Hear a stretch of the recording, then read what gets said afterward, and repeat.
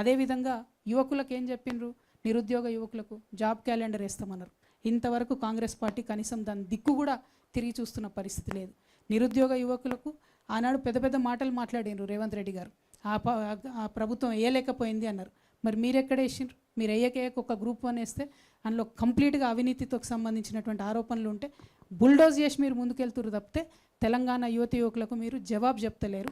మీరు ఇప్పుడు తప్పించుకోవచ్చు, ఎన్నికలలో మాత్రం తప్పించుకోరు. ఖచ్చితంగా తెలంగాణ యువతి యువకులు ఎవరైతే మిమ్మల్ని బస్సు యాత్రలు చేసి రథయాత్రలు చేసి సీఎంని చేసిండ్రో వాళ్ళే మళ్ళా బస్సు యాత్రలు చేసి పాదయాత్రలు చేసి మిమ్మల్ని గద్దె నుండి కూడా దింపుతారని చెప్పి రేవంత్ రెడ్డి గారికి మేము హెచ్చరిక చేస్తూ ఉన్నాం. మీరు తెలంగాణ యువకులతోని యువతులతోని ఆడుకోవద్దు. అనేకమైన జీవోలు ఉన్నాయి, మొత్తం నోటిఫికేషన్స్కి అగేన్స్ట్గా పనిచేసేటి, వాటిని ముఖ్యమంత్రి గారు పట్టించుకుంటలేరు. అట్లనే పర్యావరణం మీద ఎటువంటి శ్రద్ధ కూడా లేదు. ఫార్మాసిటీ భూములన్నింటినీ కూడా వాపసిస్తామని చెప్పిండ్రు, కానీ ఇప్పుడు దాని చుట్టూ ఫ్యూచర్ సిటీ అని అంటున్నారు. ఫ్యూచర్ సిటీ అంటున్నారు కరెక్టే, మరి అంతకుముందు ఉన్న Quli Qutub Shah urban development authority ఏడవైంది అంటే తెలియదు. ఎక్కడ కంప్లీట్గా హైదరాబాద్ హెరిటేజ్కి సంబంధించి, ముస్లిం ఐడెంటిటీకి సంబంధించి, మన పాత హిస్టరీకి సంబంధించి ఉన్న ఏ ఒక్క పేరు కూడా ఇప్పుడు మీరు కొత్తగా ఏర్పాటు చేసిన 5 కమిషనరేట్లో లేదు. అంటే మీకు అసలు ఆ గౌరవమే లేదు, మీకు ఆ ఫీలింగే లేదు. ఎందుకు చేస్తలేరు? అది ఫ్యూచర్ సిటీ అయింది అంటే ఎప్పటికీ ఫ్యూచర్లో వస్తూనే ఉంటుంది అన్నట్టు సిటీ, అది ఫ్యూచర్లెస్ సిటీ అని చాలా స్పష్టంగా అర్థమవుతుంది తప్పితే కేవలం రియల్ ఎస్టేట్ వ్యాపారం తప్పితే అక్కడ జరుగుతున్నది ఇంకోటి లేదు.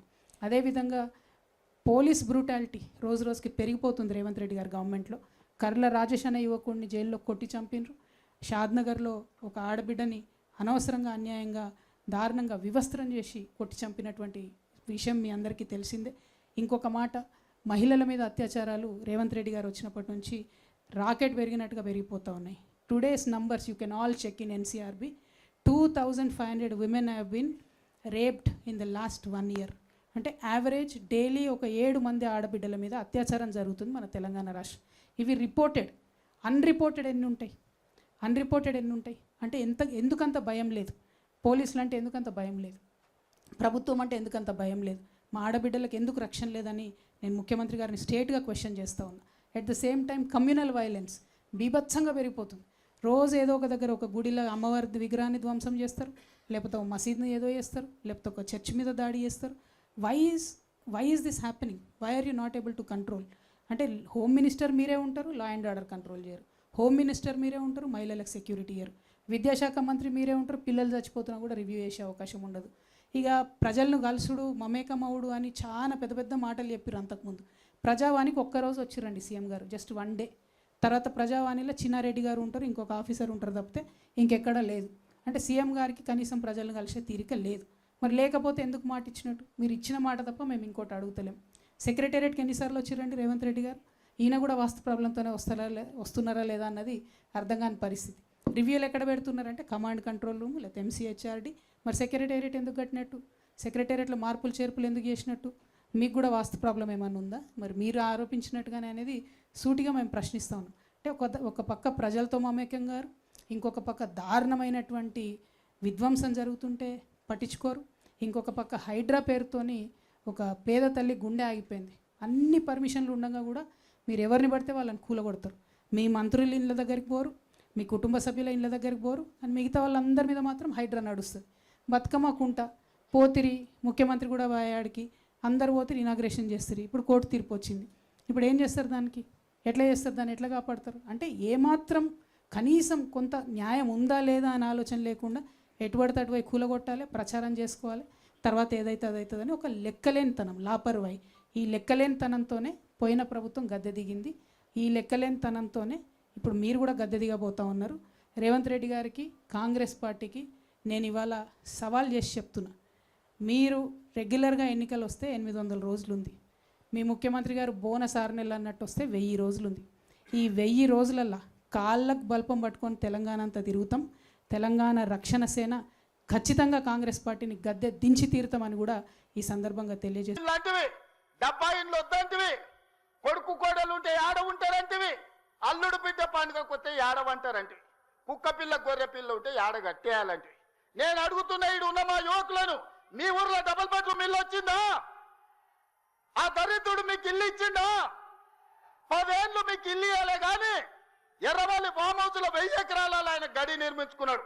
జన్వాడలో కొడుకు ఫామ్ హౌస్ నిర్మించుకున్నాడు. మోయినాబాద్ లో తాటి చెట్టు నిర్మించుకున్నది, శంకర్పల్లిలో ఆయన బిడ్డ నిర్మించుకున్నారు ఫామ్ హౌస్.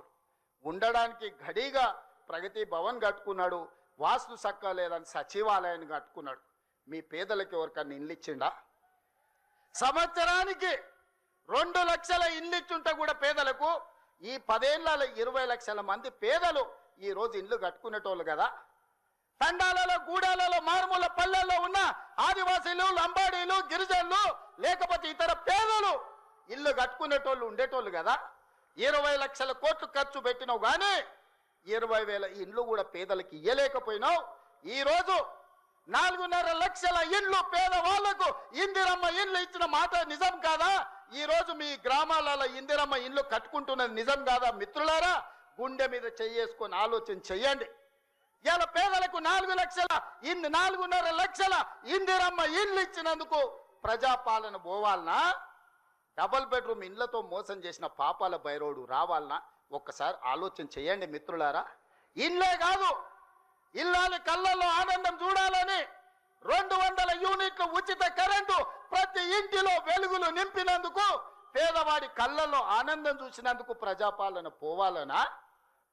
ఇవాళ అదే కాదు, మహాలక్ష్మి పథకం ద్వారా ఆడబిడ్డలకు బస్సు ప్రయాణం ఇచ్చినందుకు ఈరోజు ప్రజాపాలన పోవాలనా అని నేను అడుగుతున్న మిత్రులారా. మీరు ఒక్కసారి ఆలోచన చేయండి.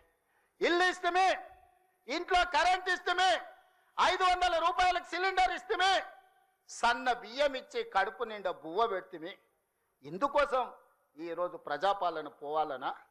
అంటే ఈ ప్రభుత్వాలు ధరల కూడిగం చేయాలి, గడీల ముందల బానిస బతుకు బతకాలనా అని నేను అడుగుతున్నా.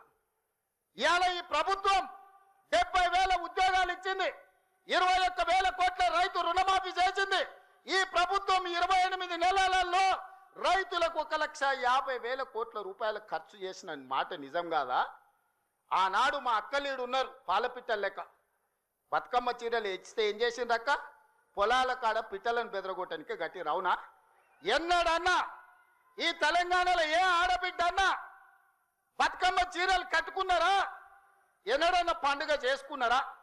నేను ఇవాళ మా అక్కల్ని అడుగుతున్నా, ఇందరమ్మ చీరలు మా సీతక్క మీకు పంచుతే ఈరోజు వేలాది మంది పాలపిట్టలక్క చీరలు కట్టుకొని మా తమ్ముడు వచ్చిండు, మాకు చీర పెట్టిండు, మాకు సారె పెట్టిండు, మా తమ్ముడిని ఆశీర్వదించాలని ఇవాళ వేలాది మంది మా అక్కల ఆత్మగౌరవంతో కట్టుకురు. ఈ పక్కలు ఉన్న మా సోదరులు, అమ్మో మా ఆవిడ కూడా మంచిగా అందంగా ఉందే ఏందో అనుకున్నా అని పాలపిట్ట చీరల భార్యను చూసి సంతోషపడుతురు. ఇవాళ 1 కోటి మంది ఆడబిడ్డలకు 1 కోటి చీరలు ఇచ్చినందుకు, ఇందిరమ్మ చీరలు ఇచ్చి వాళ్ళ కళ్ళల్లో ఆనందం చూసినందుకు ఇవాళ మేము దిగిపోవాలనా? 67 లక్షల స్వయం సహాయక సంఘాలకు మా సీతక్క 57,000 కోట్ల రూపాయల బ్యాంకు లింకేజ్ ఇచ్చినందుకు, ఆడబిడ్డల్ని శ్రీమంతులను చేసినందుకు మేము దిగిపోవాలనా? 1 కోటి ఆడబిడ్డల్ని కోటీశ్వరులను చేయాలనే లక్ష్యం పెట్టుకున్నందుకు ఈరోజు ప్రజాపాలన పోవాలనా? నేను అడగదలుచుకున్న ఇవాళ ప్రజాపాలన పోవాలి, పాపాల బైరోడు రావాలి అనేటువంటి నేను ఈ వేదిక మీద నుంచి నిలదీయదలుచుకున్నా. నీకు సిగ్గు శరము ఏమైనా ఉన్నదా ఈ మాట మాట్లాడడానికని? నీకు పదవి రాకపోతే ప్రజాపాలన పోవాలనా? ఇవాళ రైతులను పొట్టన పెట్టుకొని ఈ పాపాల బైరోడు చేసిన పాపాలు మీకు తెలియదా? ఈరోజు ఎన్ని పథకాలు ఏమేమున్నాయో నేను చెప్పితే రామాయణం అంతా